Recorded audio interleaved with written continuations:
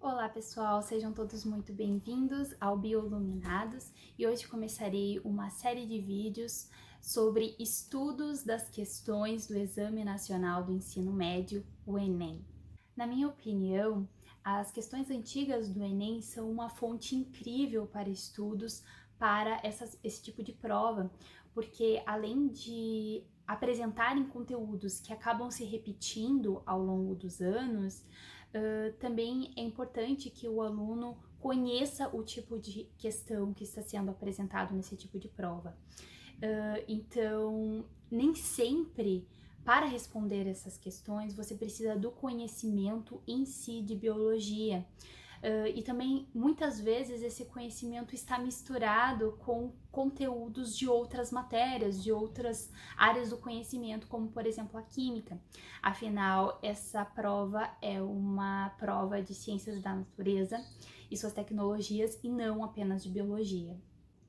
Então, nos próximos vídeos dessa série de vídeos sobre questões do Enem, será apresentada uma questão de um Enem passado sobre biologia, os conceitos que estão envolvendo essa questão e cada uma das alternativas possíveis serão discutidas com maior profundidade até encontrarmos a alternativa correta. Chega de papo, vamos ao trabalho. A questão de hoje foi retirada do Enem de 2009, é a questão 16 do caderno azul do primeiro dia. Nessa questão está escrito o seguinte: a figura seguinte representa um modelo de transmissão da informação genética nos sistemas biológicos. No fim do processo, que inclui a replicação, a transcrição e a tradução, há três formas proteicas diferentes denominadas A, B e C. Transmissão da informação genética é o tema da questão de hoje e os três principais mecanismos envolvidos são a replicação de DNA, a transcrição e a tradução. É sobre isso que nós vamos discutir agora. A informação genética da grande maioria dos organismos vivos está presente no ácido desoxirribonucleico, o DNA, e que está contido dentro das nossas células. Quando a célula precisa se multiplicar, precisa se dividir, ela também precisa multiplicar todo o seu conteúdo interno, inclusive o DNA. Então ela multiplica, duplica todo esse material que está dentro, as organelas e o DNA, e então começa o processo de divisão celular. Então, a replicação nada mais é do que a duplicação do material genético para a divisão celular, para a multiplicação das células. E é por essa razão que ali na figura que é apresentada na questão do Enem, ela tem uma seta circular no próprio DNA, porque é o DNA gerando o próprio DNA, se multiplicando dentro da célula. Ok, sabemos que o DNA é de grande importância, é nele que está presente todas as informações genéticas dos seres vivos, mas o DNA em si não executa essas informações. Trazendo um exemplo bastante simples, é um DNA que diz que o meu cabelo é castanho, mas são outras moléculas que vão de fato fazer com que o meu cabelo seja castanho. Podemos dizer que o DNA não tem mãos, são outras moléculas que executam as informações que ele guarda. Para que a informação presente no DNA seja transformada em ação dentro dos organismos, essa informação ela precisa ser transcrita, ou seja, ser escrita novamente de uma maneira diferente. E essa maneira diferente é o ácido ribonucleico, o RNA. Então, o processo de transformar o DNA em RNA é conhecido como transcrição. Este processo é bastante dinâmico e amplamente regulado, o que significa que, dependendo da necessidade do organismo, alguns genes serão transcritos e outros não. Isso mesmo, não é toda a fita do DNA que será transcrita, apenas aquelas que são necessárias para o funcionamento do organismo em um determinado momento. Mas a figura da questão indica que a transcrição ela pode ocorrer de duas maneiras nos organismos vivos. O DNA ser transcrito em RNA e o RNA ser transcrito em DNA.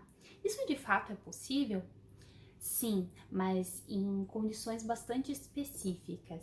O padrão celular é o DNA ser transcrito em RNA. No entanto, alguns vírus apresentam uma enzima chamada transcriptase reversa, que faz com que o DNA seja sintetizado a partir de uma molécula de RNA viral. É por isso que estes vírus são conhecidos como retrovírus. Alguns dos exemplos que nós podemos citar são os vírus da hepatite B e o vírus HIV. Apenas como curiosidade, este processo também pode ser realizado in vitro, em laboratório, e este é o princípio do que nós conhecemos como PCR, que é a reação da cadeia polimerase. Sabemos agora, de uma maneira bastante simples, o que é a transcrição e a replicação de DNA. E a tradução?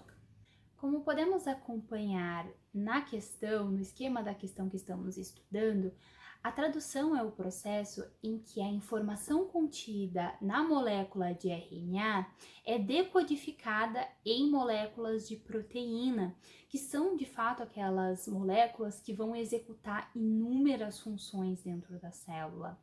E uma mesma molécula de RNA é capaz de gerar mais de um tipo de proteína. Em resumo, para que uma célula se multiplique, ela primeiro precisa duplicar seu material genético e este processo é chamado de replicação de DNA. O DNA contém as informações genéticas sobre tudo o que acontece dentro de uma célula, de um organismo vivo, mas quem executa essas ações são as proteínas. Para que a informação seja transformada em ação, esta informação primeiro precisa ser transcrita em RNA, este processo é chamado de transcrição, e a partir do RNA nós temos a decodificação em proteínas. A informação é transformada em ação através das proteínas e este processo é chamado de tradução. Lembrando que o processo de tradução também é conhecido como síntese de proteínas. Agora vamos discutir cada uma das alternativas da questão que estamos estudando. A alternativa A. A única molécula que participa da produção de proteínas é o DNA.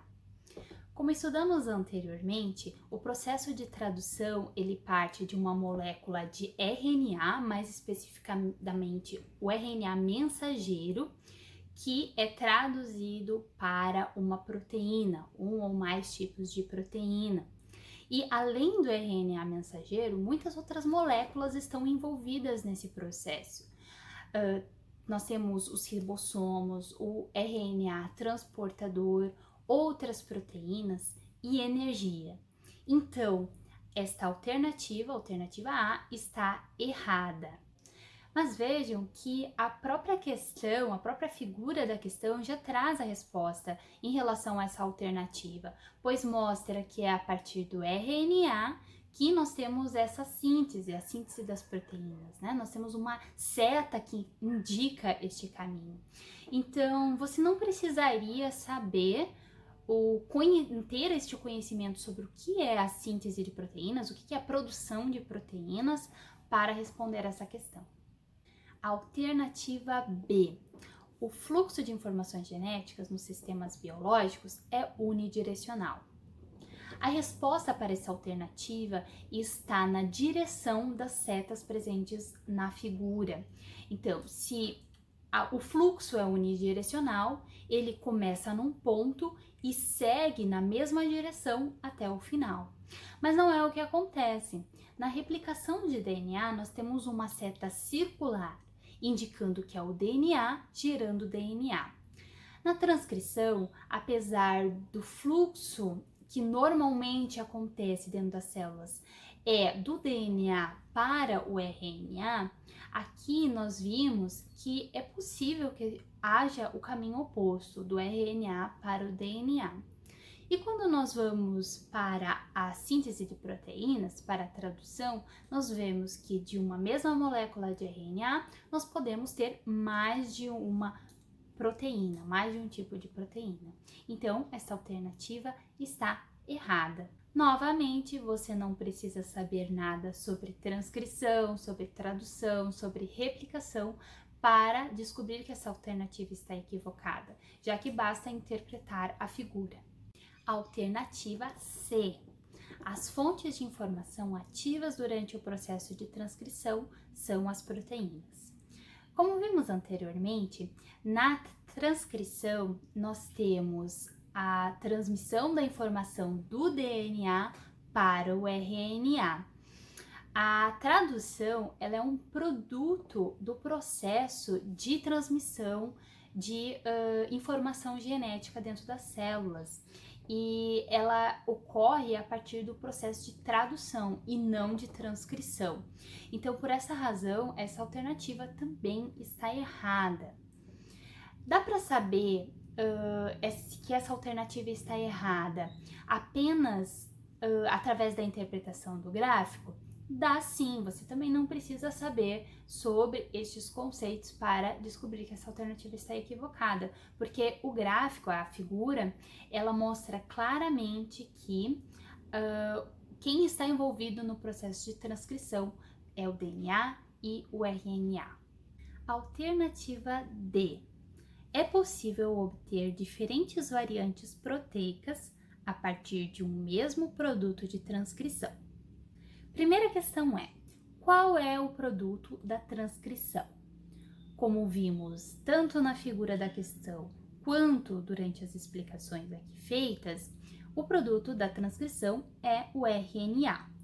E sim, o RNA pode gerar mais de um tipo de proteína, mais de um produto de tradução. Isso ocorre através de um processo que nós chamamos de splicing alternativo. Nesse processo, o RNA, a informação do RNA é exatamente a mesma, mas através do embaralhamento, da mudança da posição dessa informação, nós podemos ter a produção de mais de um tipo de proteína. A letra D é, portanto, a alternativa correta.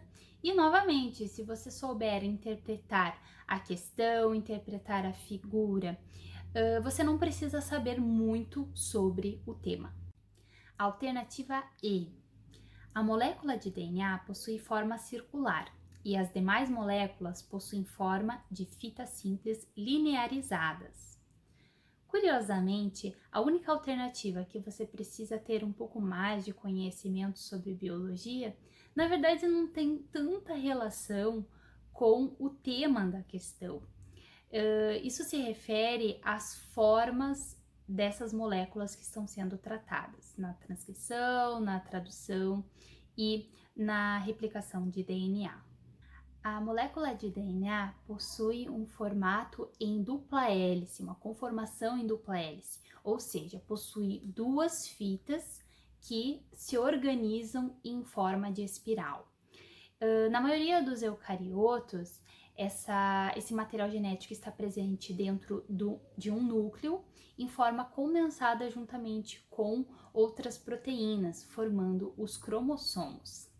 Já em organismos procariotos, nas nossas mitocôndrias e nas organelas de outros organismos vivos, este material genético, o DNA, em forma de dupla hélice, está organizado em forma circular dentro das células. O RNA possui de fato apenas uma fita e por essa razão ele não possui aquele formato helicoidal que o DNA possui. Já as proteínas possuem muitos tipos de formatos, podem ser lineares, quanto podem ser tridimensionais a partir do dobramento dessa molécula. Isso é totalmente esperado, porque as proteínas podem executar vários tipos de funções dentro da célula, dentro dos organismos. Por essa razão, a alternativa E também está errada. Neste vídeo vimos um pouco sobre a transmissão das informações genéticas nos organismos vivos e também aprendemos que com uma boa leitura das questões e uma boa interpretação é possível responder corretamente a questão. Então, além de estudar os conhecimentos, os conceitos de biologia, lembre-se de ler com bastante calma e atenção antes de responder as perguntas. Se este vídeo foi relevante para você, curta, compartilhe e se inscreva no canal para receber as notificações de quando saírem novos vídeos. E aproveite e comenta aí embaixo qual questão do Enem você gostaria que fosse discutida por aqui. Até mais!